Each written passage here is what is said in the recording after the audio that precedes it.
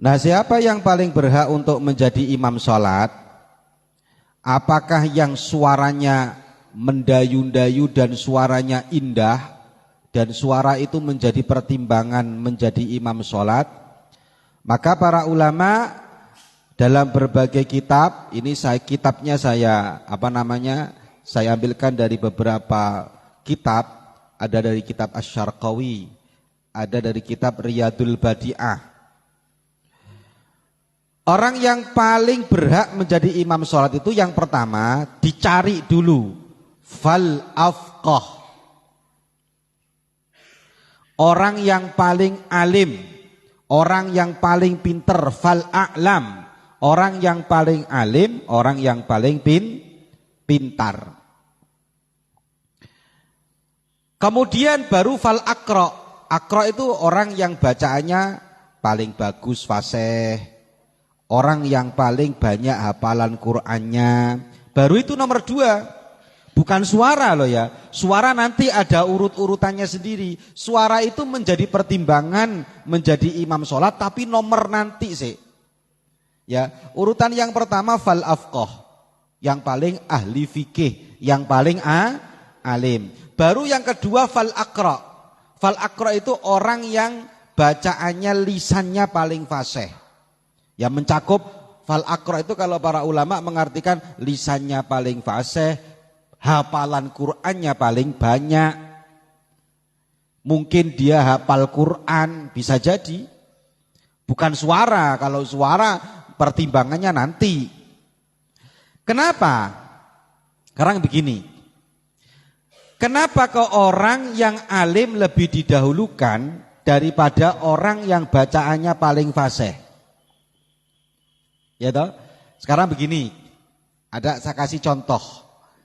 Si Nabil dengan si Padil. Ini si Padil hafalan Qur'annya dia hafal 10 juz. Fadil hafal 10 juz. Wah, keren Fadil. Si Nabil hanya hafal surat Al-Fatihah dan Kulhu. Tapi si Nabil tentang fikih dia sangat menguasai. Masalah ini dia ngerti, masalah ini dia ngerti. Maka kata para ulama, fal afqah yuqaddam. Yang ahli fikih dahulukan walaupun dia hanya hafal surat Al-Fatihah daripada si Fadil yang sudah hafal 10 juz. Yang pertama tetap fal afqah fal a'lam. Alasannya satu, ada beberapa alasan. Alasannya kenapa? Orang yang paling alim jadikan dia imam. Kalau di sini sama ada yang imami, sopo sing paling alim? Maju. Andre paling alim, maju Andre. Alasannya kenapa? Kok orang yang paling alim dijadikan imam? Alasannya yang pertama ikut Kanjeng Nabi karena li'annahu sallallahu alaihi wasallam qaddama Abu Bakrin lis-salati min ghairihi ahfadhu minhu. Karena Rasulullah itu ketika nyuruh Kanjeng Nabi ada udzur untuk menjadi penggantinya Kanjeng Nabi ngimami sholat, itu Kanjeng Nabi nyuruhnya Abu Bakar. Kalau pijakannya adalah orang yang paling hafal Qur'annya paling banyak, tentu Kanjeng Nabi tidak milih Abu Bakar karena ada sahabat yang lebih banyak hafal Qur'an. Lebih banyak hafalannya Quran. Abu Bakar mungkin hafalan Qurannya kalah dengan sahabat yang lain. Tapi secara fikih, secara keilmuan, ilmunya Abu Bakar waktu itu tidak ada yang menandingi. Makanya Kanjeng Nabi milih Abu Bakar. Ya milih Kanjeng Nabi. Apalagi cuman suara. Suara itu pertimbangannya nanti. Lah kalau suara kenapa Kanjeng Nabi gak milih Bilal aja? Bilal, kamu yang ngimami. Suara yang terkenal paling indah suaranya Bilal, suaranya Abdullah ibnu Umi Maktum. Kan itu mestinya. Tapi Bilal tidak pernah disuruh Rasulullah untuk ngimami. Yang disuruh malah Abu. Itu menunjukkan apa? Kealiman dalam menjadi imam itu prioritas yang nomor 1. Walim dahulukan, walaupun suaranya biasa-biasa. Alim dahulukan, walaupun kefasihannya, kehafalan Qur'annya kalah, tidak apa-apa. Alim dahulukan, itu yang pertama. Yang kedua alasannya, ini penting ya. Ini karena sekarang ini susah saya ini.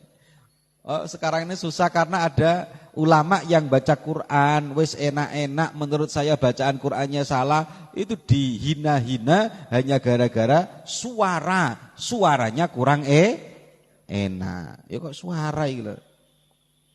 Nyari ra penyanyi sing suaranya enak kok jadi imam. Yang kedua alasannya apa? Kata para ulama, li'annal ihtiyaj lil fikhi fi salat aktsar likasratil waqa'i fiha. Kenapa yang didahulukan bukan mereka yang paling banyak hafalannya, tapi yang ngerti fikih yang lebih didahulukan, yang alim yang lebih didahulukan? Karena kejadian-kejadian dalam sholat, hal-hal yang dibutuhkan fikih dalam sholat itu lebih banyak daripada hanya sekedar bacaan. Contoh kemarin, kapan saya ngimami yang enggak duduk itu? Tadi malam apa? Tadi malam ya? Bukan kemarin, tadi malam sholat Isya ya. Tadi malam saya ngimami sholat Isya. Waktu saya sudah rakaat kedua, saya berdiri. Anak-anak, subhanallah. Kaget aku sampean. Subhanallah, bener anak-anak baca subhanallah. Berarti makmum yang cerdas. Ya, berarti makmum Darut Tauhid cerdas-cerdas. Subhanallah, imamnya salah, maca subhanallah. Tapi saya posisinya sudah agak berdiri, sudah melebihi haddur ruku', sudah posisi berdiri. Saya enggak boleh balik. Walaupun ekocai subhanallah, karena posisi saya sudah berdiri. Kalau saya duduk lagi sudah dalam kondisi ruku', maka kok saya duduk, maka saya batal, sak makmumnya ikut batal. Maka saya teruskan. Lagi kalau imamnya enggak ngerti, sudah berdiri, Allahu Akbar, subhanallah, tojuk boleh. Batal enggak sholatnya? Batal. Kenapa? Karena dia sudah talabus biwajibin. Karena dia sudah melakukan kewajiban yang berupa apa? Berdiri untuk mengejar yang sunnah. Duduk tahiyat yang pertama itu hukumnya sunnah. Sudah melakukan wajib untuk turun dalam melakukan sunnah, itu hukumnya tidak boleh. Kok saya berdiri? Ini kalau imamnya nggak ngerti, imamnya bodoh, berdiri. Subhanallah sudah berdiri, tojuk boleh. Wah, batal mbek makmum-makmumnya batal. Maka kasratul waqa'i, banyaknya kejadian-kejadian dalam sholat itu membutuhkan solusi yang cepat. Siapa yang bisa memberikan solusi yang tepat dan cepat? Masuk sholat sih mikir, tepat dan cepat. Ya, siapa yang tahu? Yaitu orang yang alim, orang yang al-afqah, orang yang a'lam. Maka hal itulah yang menjadikan para ulama bahwa alim itu lebih didahulukan daripada apa? Yang paling pinter bacaannya, yang paling banyak hafalan Qur'annya, ya. Apalagi ditambahi wis ngalim apal Qur'an, wah tambah nemen, dahulukan dia. Alim nomor 1, baru akra. Jadi bahasanya para ulama fal afqah, kemudian fal akra. Fal afqah yang pertama, yang paling alim, yang kedua fal akra, yang paling baik bacaannya. Bukan lagu loh ya. Bukan, ini akra ini bukan lagu, nanti dikatakan lagu. Akra itu bukan suaranya enak, bukan. Akra itu lisannya fasih, terus tajwidnya tepat, terus suara apa namanya itu, hafalan Qur'annya banyak, itu namanya akra. Makanya dikatakan suatu hadis, Besok di akhir zaman yang alim sedikit, yang hafal Quran banyak, gitu loh. Itu dawuh Kanjeng Nabi. Di sana Kanjeng Nabi mengatakan qari itu orang yang hafal Quran, orang yang paling banyak bacaan Qurannya. Sekarang urut-urutannya ini kamu tulis nanti ya. Afqah. Sama-sama pinternya. Aqra pas. Cari yang paling banyak hafalan Qur'annya atau paling fasih bacaannya, Aqra. Sama-sama Aqra'nya. Ya toh? Yang satu wis pinter, Aqra. Sama-sama alimnya, maka cari fal azhad. Yang kedua, yang keberapa ini? Yang ketiga, pilih fal azhad. Yang ketiga fal azhad, yang paling kurang suka dengan dunia. Zuhud itu tak patah seneng dengan dunia. Dikasih tahu, Mbak ini ada baju bagus Mbak. Aku kalau ke dunia sudah enggak begitu senang. Jadikan imam ini, keren ini. Mbak ini ada MS Glow Mbak. Mohon maaf, aku sudah enggak memikiri wajah lagi loh. Yang apa yang dipikiri ini? Ya, ono santri, apa bedanya sate sama tempe? Gak bisa bedakan. Wah, gak patah seneng dunia ini. Dahulukan jadi imam ya. Ya, kalau saya seneng dunia ini, apa bedanya? Suruh milih uang 10.000 dengan uang 2 juta. Tapi yang 2 juta kurang barokah, yang 10.000 barokah. Kok milih yang 10.000 berarti azhad ini. Orang zuhud. Tak patah seneng zuhud itu apa sih? Hatinya tidak nyantol ke dunia. Dunia seperti diibaratkan WC. Itu WC-nya Pondok Putri yang sekarang dibangun. Itu dunia. Kata guru saya, apa zuhud? Zuhud adalah orang yang mampu mengibaratkan dunia seperti WC. Loh kok iso diibaratkan seperti WC? Saya tanya sama kamu. Kamu butuh enggak dunia? Jawaban rek, cok menengai. Butuh enggak? Butuh. Bagus, kita butuh dunia semua. Kamu butuh enggak WC? Kalau kamu enggak butuh WC, Pondok Putri mau ngising di mana? Tak cecer, sungai, wah bahaya. Ya. Butuh enggak WC? Butuh.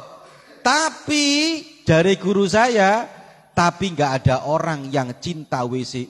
I love you WC. Aku cinta padamu WC, gak ono. Jadi kata guru saya, siapa mereka yang berlebihan mencintai dunia, maka dia seperti orang yang mencintai WC. Kok kamu punya teman I love you WC, itu orang sehat apa enggak sehat? Enggak sehat, ya. Ya wes, ya. Wes azhad. Sekarang zuhudnya sama. Zuhudnya sama. Sama sudah. Maka pilih fal aura. Yang ke berapa? 4. Fal aura. Apa aura? Yang paling takut dengan keharaman. Ya. Ustadz Arifin bergabung dengan Ustadz Misbah. Podo-podo ngalime, podo pintere, podo tidak seneng dunianya. Tapi Ustadz Arifin dikasih tahu perempuan, iya bos, alhamdulillah.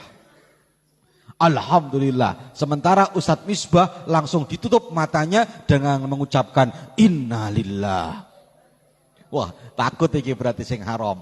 Dahulukan fal aura, yang takut kepada yang haram. Ngono rek. Memang ketentuan syariat kayak gitu. Tapi aura afqah kok ono arek gak pate aura, gak pate zuhud, tapi ngalimnya nomor 1, dahulukan yang paling alim, tetap ilmu nomor 1. Makanya saya seneng ya. Ada yang kemarin tanya sama saya, Gus, sebenarnya ibadah dengan ilmu itu lebih didahulukan mana? Saya jawab, lebih didahulukan ilmu.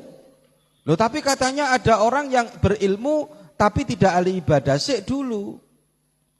Kanjeng Nabi itu pernah suatu hari jalan, lihat ada 2 halaqah yang satu bahas ilmu, yang satu wiridan. Kanjeng Nabi duduk yang bahas ilmu. Nomor 2, kamu boleh ngomong akhlak lebih baik daripada ilmu. Itu yang ngomong harus orang yang punya ilmu. Jangan dibuat alasan akhlak lebih baik daripada ilmu, tapi yang ngomong orang yang tidak berilmu. Itu sama halnya dia menjatuhkan dirinya kepada dalam jurang. Kenapa? Boleh orang ngomong kayak gitu, tapi harus punya ilmu. Karena kamu tahu, ibadah tidak tahu ilmu, ibadahnya rusak. Ya enggak? Sekarang gini, kamu tahu ini akhlak yang baik kepada guru, ini akhlak yang baik kepada orang tua, ini akhlak yang baik kepada teman, dari siapa? Gak mungkin ada orang ahli ibadah tapi bohong akan ilmu. Ilmu tetap nomor 1, pondasinya. Baru kalau kamu sudah punya ilmu tinggi, baru kamu boleh ngomong akhlak lebih tinggi daripada ilmu. Jangan sampai digunakan anak yang bodoh, malas belajar, dia ngomong sing penting akhlake. Loh itu alasannya arek sing malas belajar. Paham gak kamu? Karena sekarang kata-katanya ini sering digunakan ini.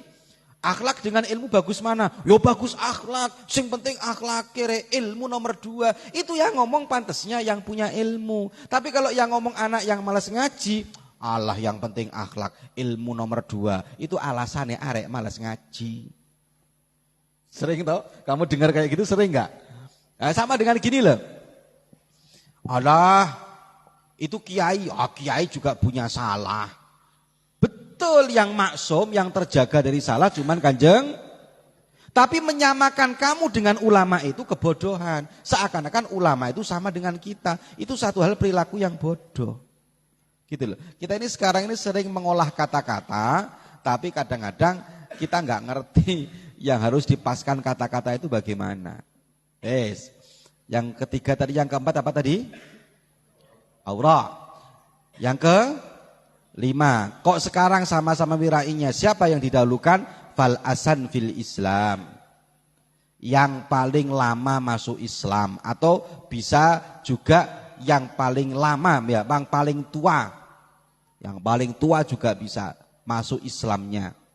Umurnya paling banyak. Siapa di sini yang umurnya paling banyak? Hah? Andre, dahulukan. Paling tua maju.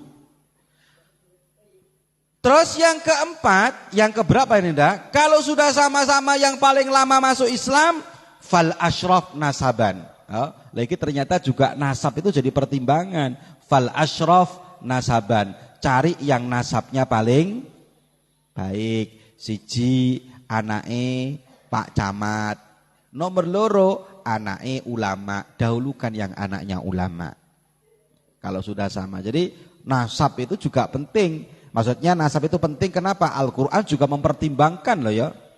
Ketika Nabi Musa dan Nabi Khidir ada tembok yang mau roboh. Wa ammal jidaru fakana li gulamaini yatimaini fil madinah wa kana tahu kangzul lahuma wa kana abuhuma apa? Solihab, karena bapaknya orang soleh. Berarti pertimbangan nasab. Bahkan Ibnu Katsir mengatakan bapaknya orang soleh itu bapak yang ke-7, kakek yang ke-7 loh bisa memberikan barokah kepada cucu yang ke-7. Berarti nasab itu ya penting juga. Makanya Kanjeng Nabi dawuh, kalau kamu cari perempuan yang carikan jodoh untuk kamu, boleh karena kayanya, boleh karena nasabnya. Nasab juga disebut. Tapi yang paling kamu pilih adalah yang paling akhlaknya paling baik. Taribat siyadak, maka kamu akan beruntung selamanya. Itu dawuh Kanjeng Nabi. Terus yang keempat, yang keberapa ini dah? Yang berapa? 7. Pilih fal ahsanu dzikran, yang paling bagus namanya, sebutannya. Satunya disebut Saifullah, satunya disebut nyengir. Ojo didahulukan sing nyengir. Satunya disebut Toyik, satunya disebut Boker. Loh, ojo Ya. Cari namanya siapa? Ahmad.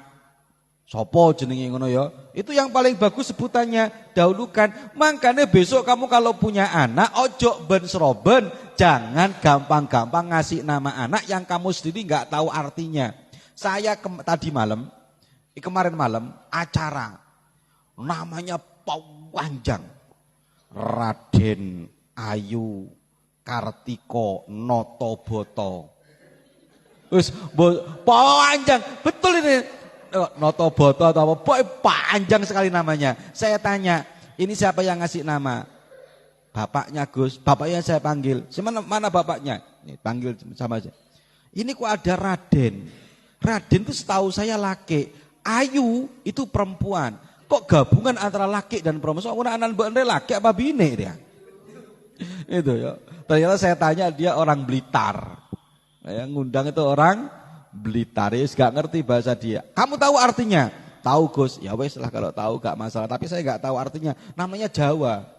Orang Madura namanya Jawa. Raden Ayu Kartika Notoboto Limo. Ya. Munggah. Ya Allah, ono anak saya iki. Sekarang tuh namanya panjang-panjang. Kalau saya lebih seneng, ini tips buat nama ya. Kalau saya lebih seneng kalau nama itu tiga nama. Muhammad, Najih, Mukasya, 3. Kalau 2 kurang. Kalau saya ini kurang ini Muhammad Syakur, makanya ditambahi sama anak-anak dulu di Lirboyo Muhammad Syakur Dewa. Ya, kamu siapa namanya? Muhammad Abdul Habib. Bapak kamu siapa namanya? Abdul Habib So. 3. Saya kalau buat nama rata-rata 3 suku kata. Jangan buat nama sampai 6 suku kata. Gak muat. Muhammad, Daniel, Mustafa, apalagi panjang sekali. Ini gak muat. 3 aja. Itu kalau saya buat nama pasti ada orang kok minta nama sama saya, pasti saya kasih 3 kosakata. Terus setelah itu sampai apa tadi? Bagus sebutannya. Yang ketiga kok sama lagi? Fal andofu sauban. Yang paling bersih bajunya. Congok. Oh, bajunya bau.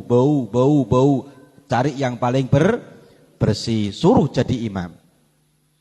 Kalau sudah bajunya paling bersih, sama. Oh, bajunya bersih semua. Maka fawajhan. Pilih yang paling bagus wajahnya, yang paling cantik sopo, maju. Sopo sing lakian sing paling ganteng, merasa paling ganteng. Hah? Sopo? Andre, paling ganteng Andre merasa, ya wes maju Andre.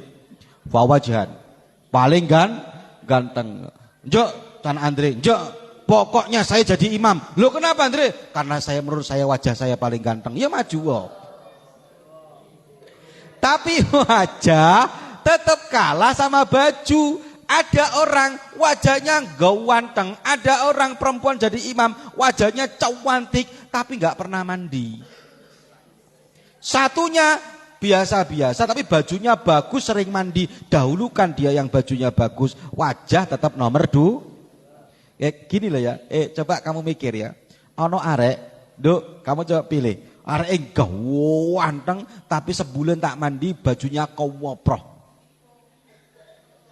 Kalau kentut bau sekali.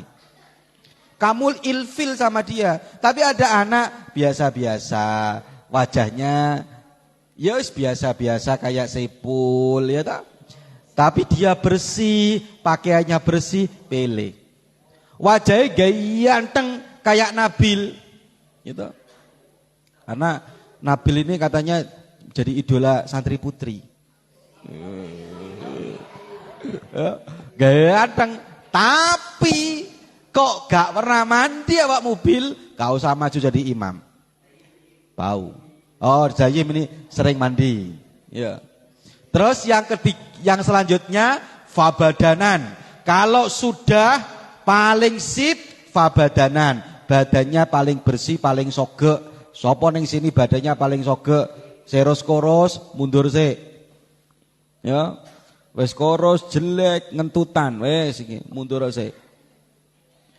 Terus fakasban, pekerjaannya paling bagus. Ya. Itu urut-urutannya. Baru terakhir ini, belum terakhir ini, fal ahsan sautan. Lah ini baru ada. Urutan keberapa itu? Fal ahsan sautan, yang paling bagus suaranya. Berarti nomor berapa? Nomor berapa? 11. Suara bagus itu ternyata jadi pertimbangan jadi imam sholat, tapi pertimbangan yang nomor 11. Suaranya bagus tapi wajahnya jelek, iku didahulukan sih. Wajahnya yang paling bersih ya. Suara bagus tapi fasih bacaannya yang biasa-biasa, lebih dafal ahsanu sautan. Jadi pertimbangan tapi akhir. Setelah suaranya paling bagus, fadhuz zaujah. Ini terakhir sudah. Apa fadhuz zaujah? Baru yang punya istri didahulukan. Yang punya apa? Istri. Satunya jomblo, tak laku-laku. Satunya sudah punya istri. Dahulukan yang punya istri. Kenapa yang punya istri lebih didahulukan? Karena orang jomblo itu kalau sholat pikirannya kadang kemana-mana. Allahu Akbar, mikirin si ini, mikirin si itu, mikirin si dia. Tapi kalau sudah punya istri mau mikiri apa? Allahu Akbar, ya dia sudah gak mikirin itu karena sudah punya istri. Maka terakhir sudah fadhu zaujah.